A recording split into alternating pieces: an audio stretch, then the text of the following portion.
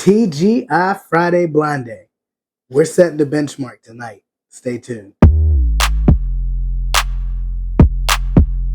Simple whiskey, Cyncere. Here to keep it 100. What's the ABV? Keep it simple. Simple whiskey. And be sweeter.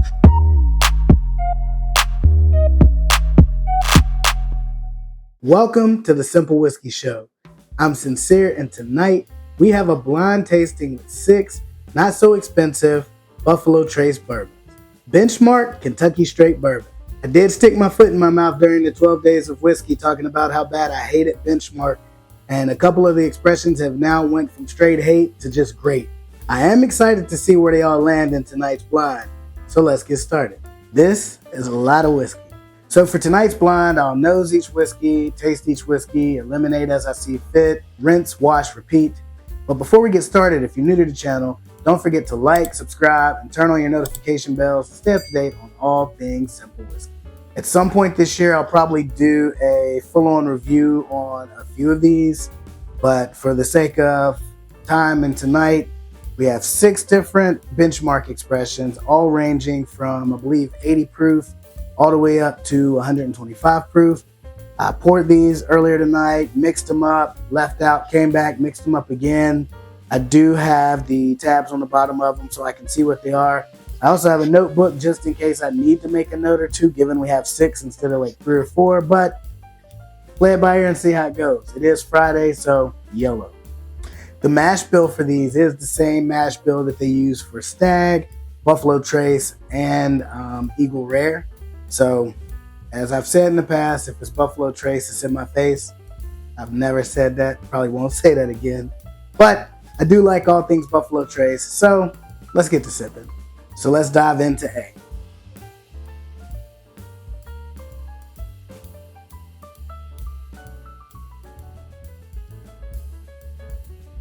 Pretty sweet nose, a little bit of the caramel. Not a whole lot of oak, not a whole lot of burn, very just sweet and smooth. I haven't had anything to warm up tonight, so I really hope this isn't the foolproof, but we shall see. Let's give it a sip. So definitely not the foolproof. Comes in very light on the palate, not a whole lot of burn at all, even for the first sip of the night. I still get that relatively smooth caramel note that I got on the nose. Aside from that, not a whole lot of punch to it as far as the finish. The finish is a little bit light on it as well. So this is like Whiskey Junior or Whiskey Light. Let's give B a try.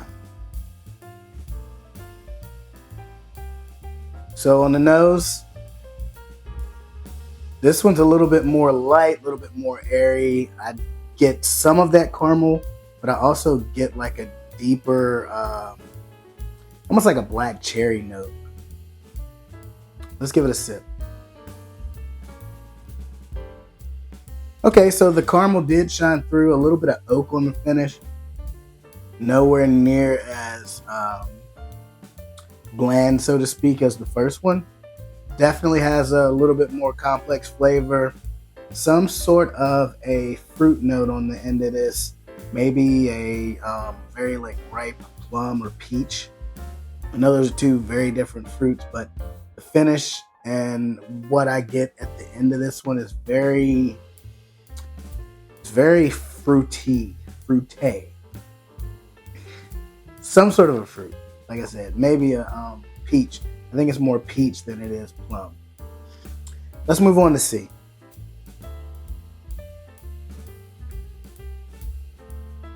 Ooh. Now this one, it's not caramel at all. This one is like a very ripe strawberry. Super strawberry nose on this one. A little bit of oak. Just slides through at the end of the nose on it. Let's give it a sip. It's like strawberry Fanta. This is definitely that strawberry cream soda. And just as bright as it shines through, it's like a almost like strawberry syrup, like Hershey's. I think I know what this one is. This definitely gives me strawberry syrup vibes. I'll definitely be going back to this one in the later rounds. Let's take a crack at D.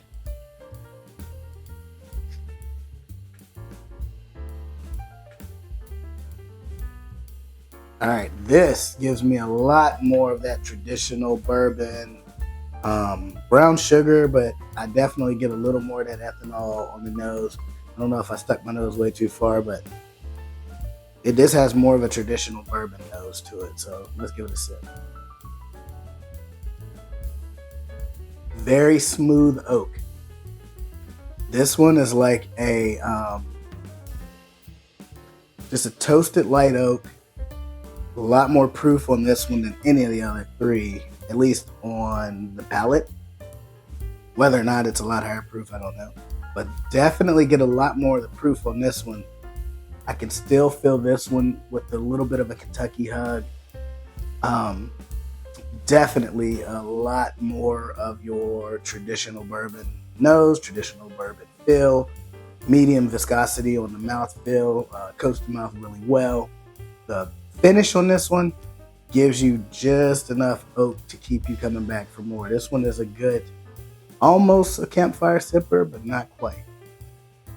Let's dive into E. Not used to saying E. More often than not, I do ABC or ABC and D. But it's Friday blind day. On the nose, lemongrass. I get it's more grass and less lemon, but some sort of a grass note. Also a fresh spearminty note, almost like a rye. No real spice, no real cinnamon, a little bit of peanut.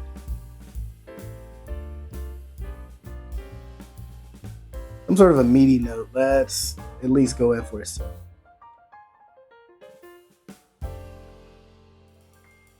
So this one, in true form, tastes like mint gum, mint chewing gum. I don't get the rye taste like I did on the nose. I know I got that minty nose on it, but I do get a lot of that, almost like a spearmint chewing gum. Super sweet, not the harsh kind that has your nasal cavity opened up as soon as you take a chew or take a bite. But the real sweet, softer mint is what I get a lot of on this one.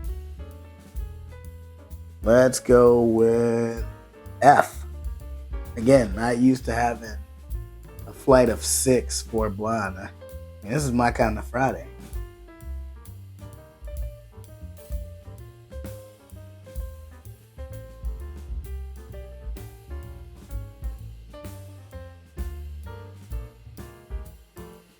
Okay, so this one, a little bit more of that caramel note. Very, very close to C, I believe. No, I think it was this one, D.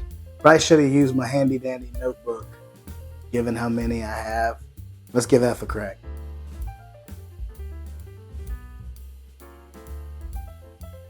So, I definitely get that proofy oak. Kind of sweet, not quite caramel, maybe butterscotch, like a deeper, darker butterscotch. It's probably close to 100 proof based off of the finish, the small Kentucky handshake or the Kentucky kiss on the cheek. It's not quite as proofy as I believe it was D, but definitely a lot proofier than A. So without hesitation, I'm going to eliminate A and E. All right, so we have B, C, D, and F still in the running. Let's go back through, see what we get. So on B, I believe this was the one that I got like a black cherry note on. Definitely a lot more softer on the palate than these two. I do still get that darker fruit note, though this time I don't think it's as much cherry as I thought, and I do believe it is more of a like peach, like a super sweet ripe peach, not a younger, crispier, a little more tart. This one is very ripe, very sweet. Let's go in for C.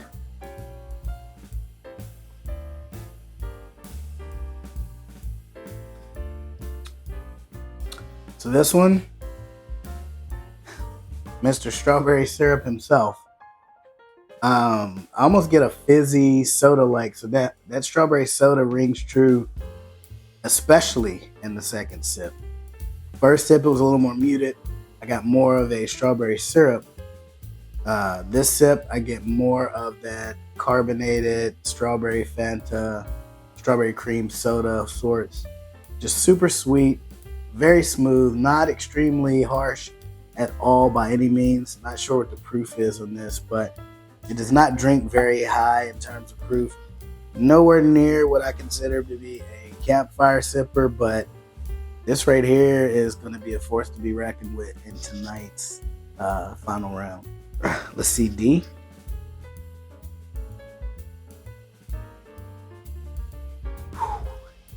Man, the nose is just phenomenal on this. I do believe this was the one I said was the higher proof. As you get a little deeper into the glass, it's get a little bit more of that ethanol, but I mean, not enough to where you want to just throw the glass, but let's give it a sip.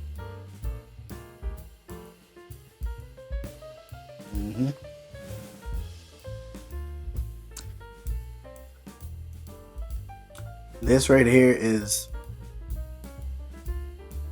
I don't know if it's the proof hitting me that's giving me a little bit of that peanut now, but I still get your super oaky flavor, but extremely smooth while also being a bit proofy.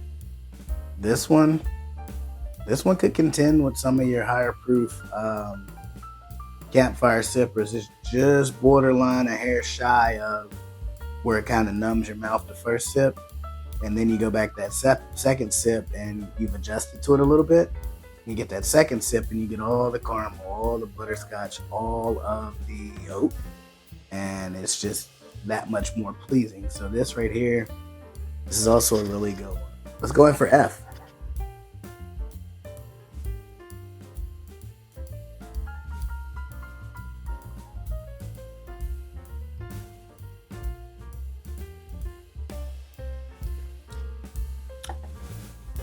All right, so F was the one I believe I got that really strong peanut note on the first go around. And on the nose, I still get more of your traditional bourbon nose on it. I don't get any of that spearminty or anything weird like that. And I don't get the flatter, more muted caramel that I got on A before it was eliminated. But this one almost reminds me of almost like a more muted Booker's. Really smooth, really good. So I'm going to have to eliminate B, and F. Final round. We're still left with C and D. These two had complete night and day things that I liked about them, so this is going to be interesting. To have to pick between just one of these is going to be extremely tough, because I think that on any given day, whichever way my palate is leaning, do I want something a little bit stronger, a little more proofy, or am I in the mood for something light and just something fun to sip? But there can only be one winner, and there are no participation trophies in my house. So let's go.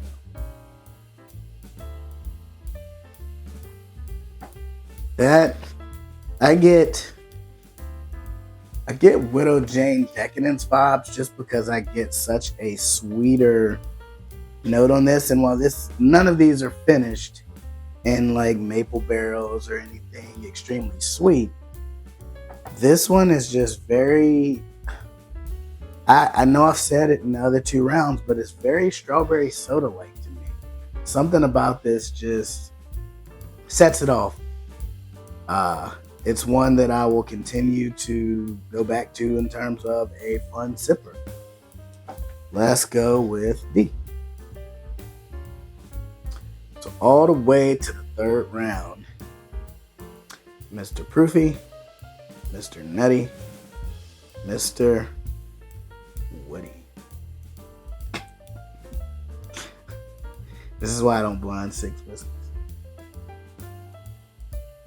This is also going to be one that I continue to go back to sip after sip after sip. 3rd sip in, this no longer has that proofier punch on the tongue effect that it had in the first 2 rounds, primarily the 1st round. But it does continue to get smoother. It gets a lot sweeter. I get a lot more of that smoother oak note. I definitely still get a small hint of peanut, but I also get predominantly that brown sugary butterscotch note. This is extremely smooth for what appears to be a higher proof. And this is just smooth all in all. I think I have a winner. All right, so let's announce who the winner was. The first one eliminated was A, Benchmark Original. Don't get me wrong, I have never really been a fan of Benchmark Original. Before I had all 6 bottles, I did get this one first. And I've had this one probably for close to a year, and this is as much that's gone out of it.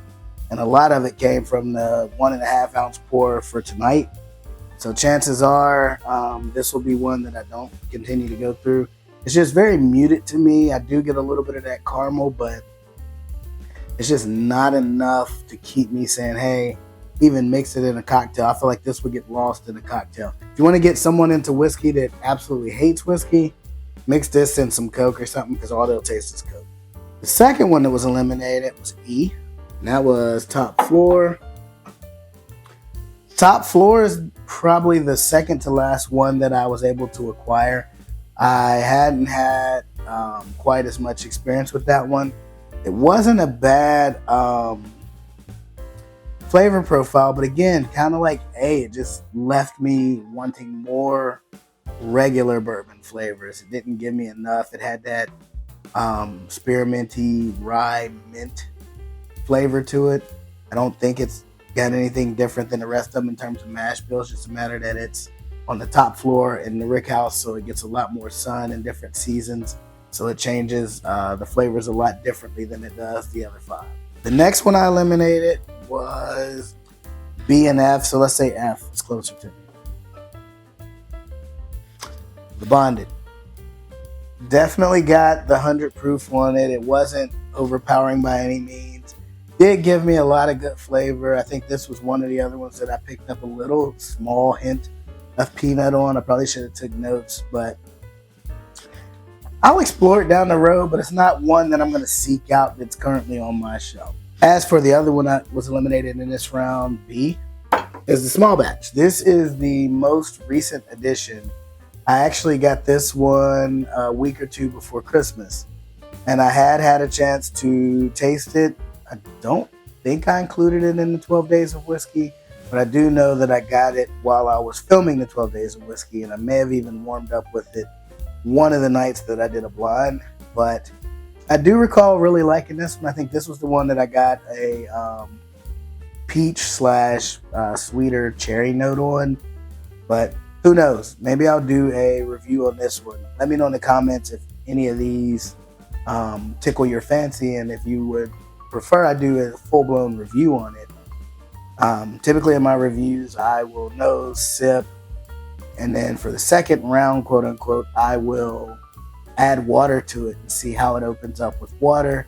and then give a full recommendation as to whether or not you buy it, whether or not you buy and back it up, and things of that nature. So let me know in the comments if you'd like to see a full video on any of these 6. As for the winner, the runner-up tonight is it had the super proofy punch. 125 proof that's a decent proof. Like I said, it's one of my favorites. You can see how much I've drank out of this one, but it also was, I think, the 3rd one I got. I believe I got the original, and then I got the single barrel maybe, and then I got the full proof.